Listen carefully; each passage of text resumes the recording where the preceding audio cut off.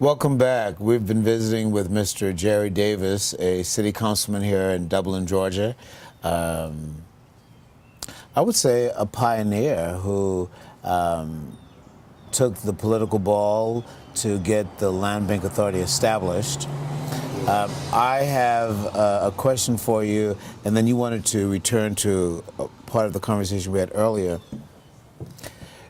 The city has established these entities that we call authorities, like the Downtown Development Authority, that's focusing on the downtown area and revitalizing it, Yes. and have had wonderful leadership from Joshua Kite and that board. It also has the Dublin Lawrence Development Authority. And so now we've got the Land Bank Authority. My question is, how does an entity such as an authority facilitate the work of city government?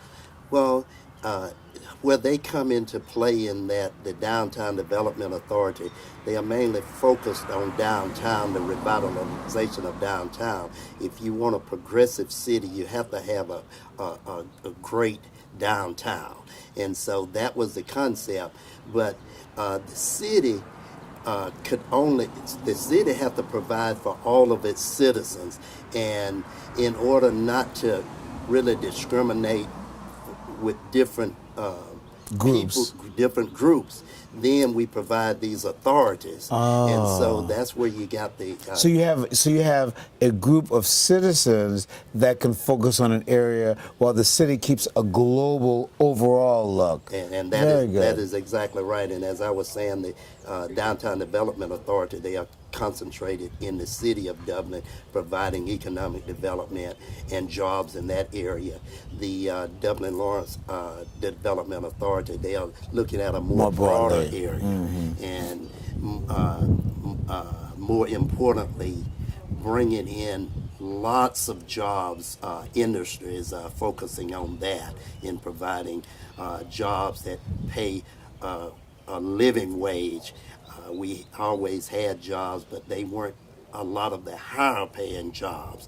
But lately, since I've been on the council, we've been trying to focus where we could bring jobs in where it would pay a higher wage, and to try to keep some of the talented citizens in the city of Dublin, where they could go to college, and then if they wanted to, they could come back and get a job in Dublin that they could make a career out and support their families. Very good. And as far as the Land Bank Authority, that is an entity where we want to specifically address blighted areas. Yes, the abandoned, dilapidated housing, delinquent, dilapidated housing. And so we can focus primarily on that to try to get our city renovated and the communities renovated, so it would be a better presentation when prospective industries come in. And the Land Bank Authority is supposed to be given pretty much total control as far as making decisions regarding the acquiring, the selling of the properties, in order to get them to contract with the investors to get them renovated and back on the tax roll. Authority all the way up to eminent domain. It would not have eminent domain, but would have the blanket authority up to that point. Working in consultation with the city council. Yes. Right. Now, in the and the county. And the county, Yes. City and county. Yes. Very good. Thank you for that. Yeah, that's right. Now, you referred earlier to partnership Yes. in terms of acquisition of property and the rehabilitation of property. So speak to partnership. Yeah, partnership, when we went to visit the other land bank authorities in Macon Bibbs and in Thomasville, we saw that the community, different organizations, partnered with the Land Bank Authority, foundations. See, we don't have a foundation money that's participating with our Land Bank Authority. We saw in the other two locations, they had foundations that donated thousands of dollars to the Land Bank Authority, but we don't have that here. So we would definitely need other entities like the Dublin Housing Authority, the Habitat for Humanity, to partner with us. And for instance, if in this neighborhood we Stubbs got property, Park. Stubb Park, we got property available. We are in discussion with the Habitat for Humanity to see whether they would be willing to acquire or utilize one of our properties to build a house over here. Those are the kind of partnership we need to be complete and make the Land Bank Authority to be as effective and efficient as it should be. And certainly the Dublin Housing Authority would be a significant partner for work in the South Side. That's exactly right, because there's property over there already. They've done some rehab over there. And Significant rehab. They're currently doing some rehab over there. And Brenda Smith, the executive director of the Dublin Housing Authority, yes, is part of the board. Very good. And I would like to mention our board members, of course. I'm the chairperson. Joshua Kite is the vice chairperson. Brenda Smith is the treasurer, and Tiffany Stamp is the secretary. We also have Brad Lofton, Jay Steele on the board, and we have Marlo Harris and Deborah Stanley.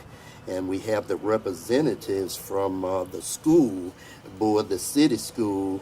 The representatives are John Bell and Bill Perry, and the representatives for the county, Lawrence County School System, is Kim Thompson and Keelan Wartra. So that make up our board directors. Very good. So I'm going to ask you two questions that I asked Sharice Blackwell, the executive director. What has been the greatest challenge for you as a person that has pioneered the establishment of the Land Bank Authority and now chairs the Land Bank Authority board? What is the greatest challenge for you? Well, the greatest challenge for me is trying to get that total partnership that we need to make the Land Bank Authority as great as it need to be, and would be emulate those in Macon, Beavan, in the Thomasville area. And the greatest joy thus far? Well, the greatest joy is the greatest joy that we had so far was selling our first house to an investor. Really? We recently did that last week. Very good. And so that's been the greatest I bet joy. it was. I bet it was. But in addition to that, having the city fully embrace the city council fully embrace the Land Bank Authority, and all of the city manager and the mayor just have been great as far as helping us get established. And we are making that effort in order for the Land Bank Authority to become self-sufficient. Very good. Would you like to give a direct word to our TV audience? Well, yes, I would. I would just like to say that establishing the Land Bank Authority was a great vehicle for us to eliminate a lot of blighted areas, delinquent, dilapidated properties, and also to generate new revenue on our tax roll that would benefit the services that we could provide for our community. I would like to ask all of the different partners out there to fully embrace the Land Bank Authority, because it's an authority that we feel would help us to beautify our city. And if we get the resources that we need, we can make a tremendous difference in the city of Dublin as far as providing beautification, providing new home ownership to some of the people that may very well have never owned a home. And it would increase the ratio of home ownership in Dublin, where it's only in the 30% range, and it's predominantly renters in Dublin that's in the 60+% range in Dublin. And so that's what I would like to just say to the community, to have you fully embrace it and help us in our effort to clean up Dublin and Lawrence County. This season, our theme has been the State of Our Union. We have talked about Dublin as a major city in Georgia and in the United States, and we've talked about the state of our union politically, economically, as well as how we're coming along in terms of education. We've taken the time out to talk about how we're doing in terms of city government working in the community to make our community a better place. The Land Bank Authority has been a two-part program. We hope that this has been informative to you. We will give you information so that you'll know how to contact Ms. Blackwell directly or to contact us directly if you have any further questions. Thank you for being with us at home in Dublin with Ricky Porter.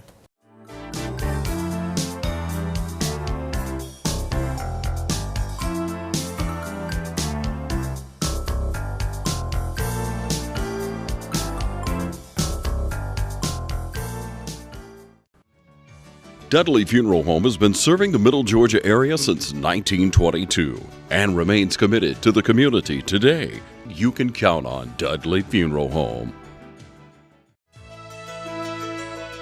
Portions of this program are brought to you by Altera Networks. The first part of this interview gave us the opportunity to be in the geographical area of the work of the Land Bank Authority, located at 503 North Church Street. We saw a project that Ms. Blackwell is interested in getting involved with to rehabilitate on Sawyer Street. And then Ms. Blackwell and Mr. Davis showed us a project that reflects where the Land Bank Authority is going in terms of what a rehabilitated house would look like on Prince Street. So when we sit down with Mr. Davis and Ms. Blackwell, we'll talk more about the nuts and bolts of the Land Bank Authority, but we hope that we have brought you vital information about Dublin's Land Bank Authority. The tree represents the natural habitat of keeping our environment beautiful, and the hummingbird, don't let that hummingbird fool you, small but powerful. And that's how we see our Land Bank Authority of Dublin. Thank you for being with us, and we're very grateful for all of our sponsors.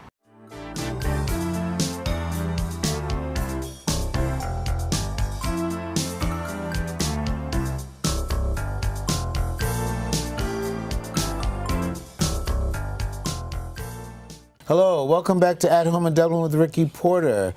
This is part two of a two-part series introducing you to the Land Bank Authority of Dublin. In part one, we took a walk throughout the Stubbs Park where the Land Bank Authority is located. We looked at projects. We introduced you to Ms. Sharice Blackwell and Mr. Jerry Davis. We've had some conversation with Ms. Blackwell, the Executive Director, and now we're going to have some conversation with the Honorable City Councilman, Mr. Jerry Davis. Hello, Jerry. Hi, how you doing? I'm doing good. It's really good to have some time to visit with you, particularly in this manner. How long have you been a city councilman now? Well, I'm starting in my 9th year this year. And are you still an at-large person? At City Councilman at large. City councilman at large. Yes. Now, you are a native of Dublin. Yes, I was born and raised in Dublin. Born and raised in Dublin. Yes. Now, I think you mentioned to me that you were raised on the south side. I thought you were raised in Scottsville. No, I wasn't raised in Scottsville. My wife is from Scottsville, but maybe that's where you might have associated me with. But I was raised on the south side. Okay. Yes. And you've been very busy. Your professional life has been in Chattanooga, Tennessee. Yes. You have a granddaughter who's an artist. Yes. Yeah. So you've done quite well for yourself. I appreciate that. I welcome you back. You're an active member of the First African Baptist Church. Yes. Are you a deacon? I'm a deacon. Shall I call you Deacon Davis? Whichever you prefer. Okay, I'll just stick with Jerry for right now. Talk to me a little bit about, you mentioned the genesis of the Land Bank Authority. Yes. Talk to me a little bit about how the conversation of the Land Bank Authority got started. Yeah. As I said, it was presented to us. By us, you mean the city? It was presented to the city council. Okay. And we just really fully embraced that. It was a program of good interest, something that we needed in our city to address a lot of the blighted, abandoned, dilapidated properties, new and revenue producing properties. And we just felt pursuing the Land Bank Authority would be a good fit for us and a good vehicle for us to clean up our city. We have a lot of prospective industries, the executives coming in to see whether they would be interested in moving their company or locating their industries and companies to Dublin. And they normally would want to go on a tour, and we take them on a tour. And what you try to do, you try to take them to the best looking areas in your city to impress them. But some of them have requested to go take a tour in the worst side of towns, so you wouldn't see just the most favorable parts of the city. And so since we knew that they would request to do that, we knew we need to clean up our community, the city of Dublin, so that encouraged us to do that much more. And so we started focusing on some of the sides of towns that need help. But since we located over here, this was a project that was Over here, already, meaning Stubbs Park. Stubbs Park. This was a project that was already started. So we have since looked at programs. We recently got one community development block grant over in the Telfair area. It's for $710,000, and we're addressing some of the blighted areas over in that community. And this year we are reapplying for another community development block grant over in the Glenwood Park, and that's in the South Side area. So even though we hadn't done a great deal in those areas in the past, we are taking initiative now to go ahead and try to eliminate some of the blight over there and renovate some properties over there. And hopefully we can get those areas to come more up to par and would be good representation of the city of Dublin when we have these prospective industries coming in. Very good. If you're just joining us, I'm visiting with Jerry Davis. I'm a city councilman, and we're sitting outside on the porch, 503 North Church Street, where the Land Bank Authority is located. I would imagine that you did some research before the Land Bank Authority was established, and by that I mean you conferred with other cities where land bank authorities are in place. Could you tell me a little bit about some of that research? Yes, when it was brought to our attention, and I say the city council's attention, it was of great interest to me. So I said, well, I want to look into that a bit more. And one of the ones that were brought to our attention was the Macon-Bibb Land Bank Authority with Allison Souther Goldie is the executive director, where she's the executive director. And we contacted her, and we went on a tour to view some of the properties and the workings of the Land Bank Authority in Macon-Bibb. And that was an eye-opener to us, and me in particularly in that I saw the potential of how dilapidated community in Dublin could be revitalized and just could be a wonderful beacon of light for those dilapidated What other communities. cities have land bank authority? Well, Thomasville, Georgia is another one that we were able to visit, and you would be absolutely amazed about the partnership that the different cities have.